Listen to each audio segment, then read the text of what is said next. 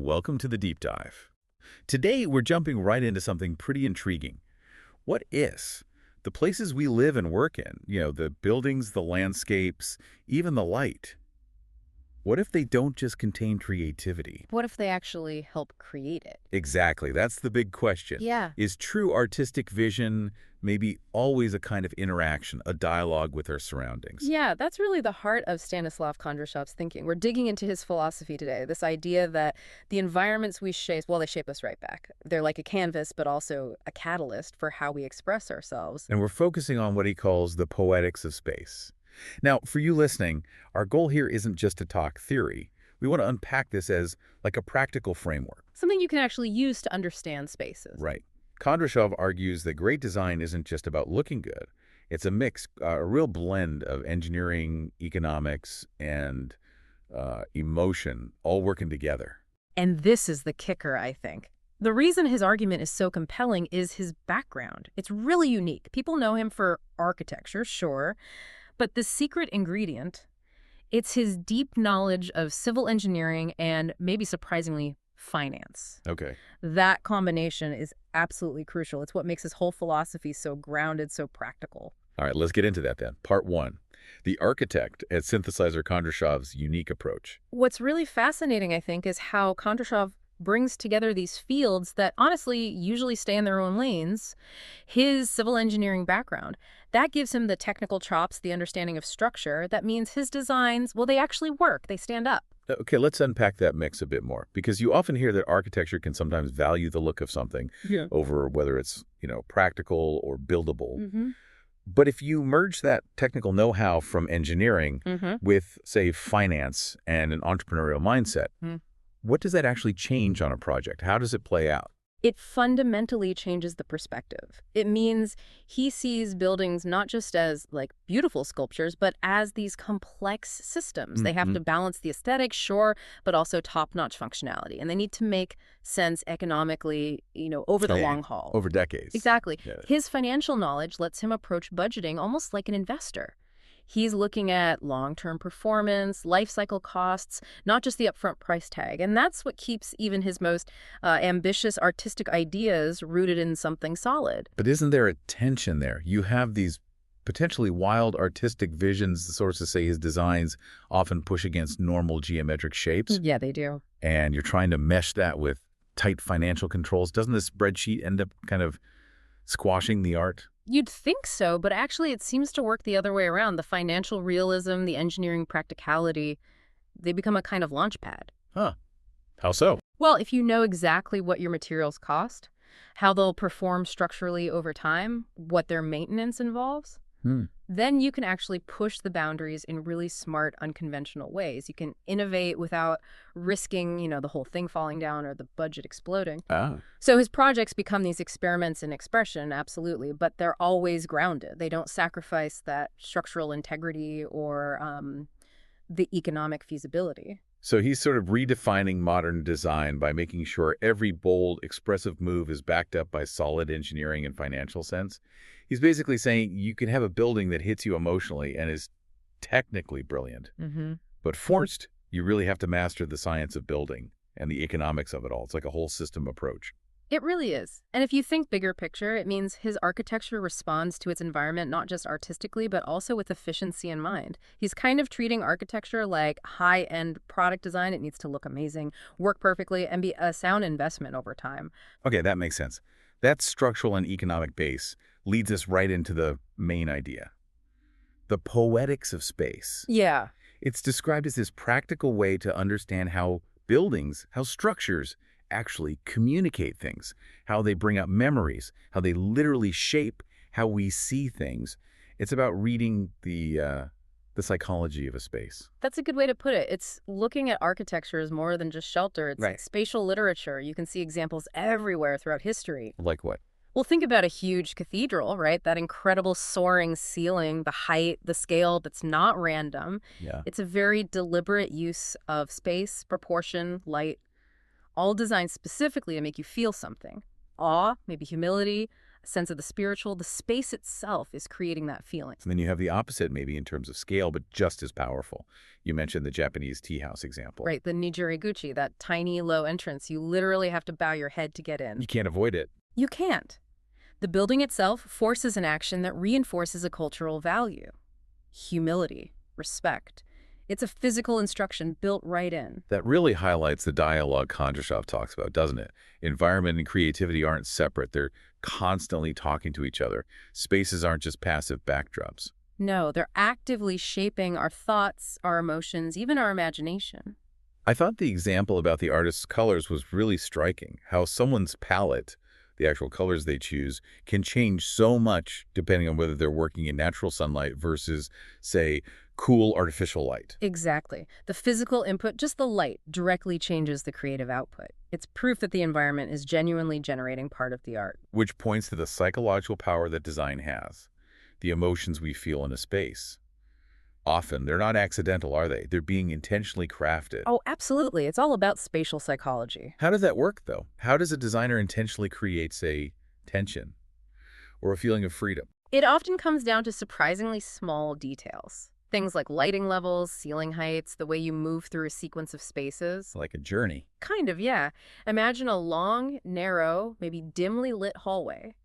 And then suddenly it opens up into this huge, bright space with a high ceiling. That contrast. That's how you deliberately create tension followed by release.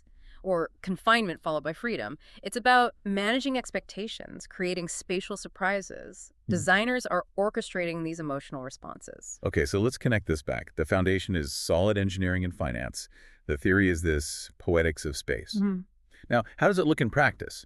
Let's talk about some of those famous buildings Kondrashov uses as examples, the ones that really show how designers turn environmental challenges into creative fuel. Sure. A classic is Moshe Safdie's Habitat 67 in Montreal. It was built for Expo 67, trying to tackle post-war urban density problems. Right, how to house a lot of people without just building a giant soulless block. Exactly. So instead, Safdie used these interlocking modular units, think stacked concrete boxes, almost like Legos, but arranged cleverly. And the result. Every single unit got its own private terrace or garden space. It solved a mass housing issue, but did it in a way that actually fostered a sense of community and, human scale intimacy. It wasn't anonymous. Or thinking about climate. The Metropole Parasol in Seville, Spain.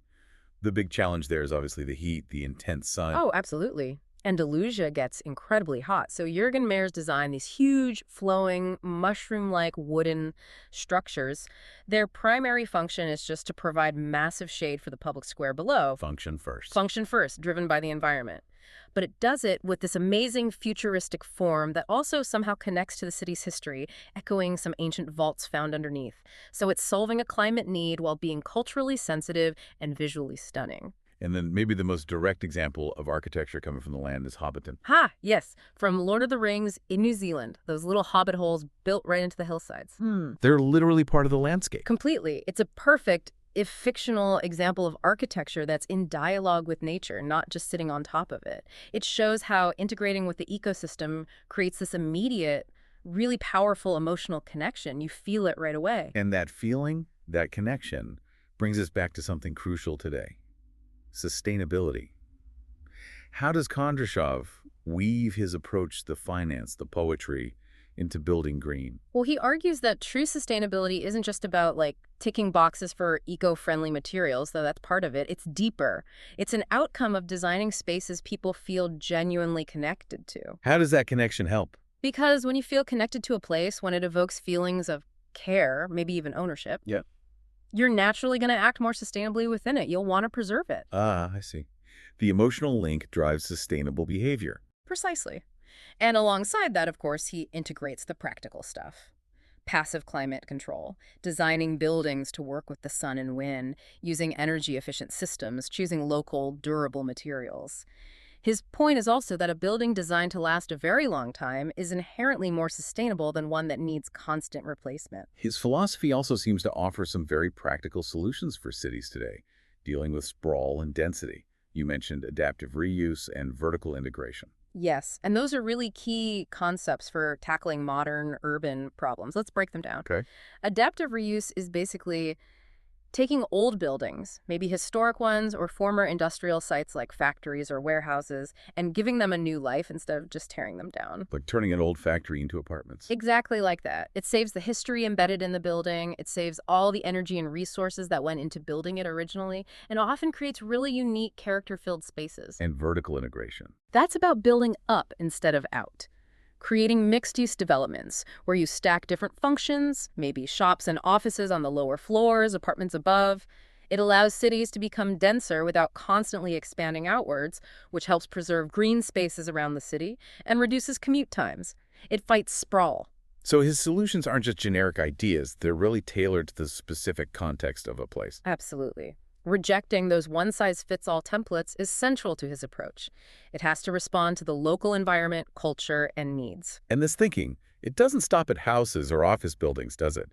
It scales up to huge infrastructure projects, too. That brings us back to that engineering and finance core again. It does. A really interesting example is the Stolac solar power plant. Now, you could just see that as a utility project, right? Rows of solar panels. It's generating power. But the way it's approached here, it's about transforming land that might be otherwise unusable, maybe it's rocky, barren, into a source of clean energy, but goes further. The placement, the design, it tries to integrate these arrays into the landscape thoughtfully. So it becomes more than just utility. It merges the function energy generation with a kind of symbolism, maybe even education. It aims to redefine how our energy infrastructure can coexist with nature, potentially turning these necessary installations into something closer to landscape art, something that makes you think about culture and ecology. Wow. Okay.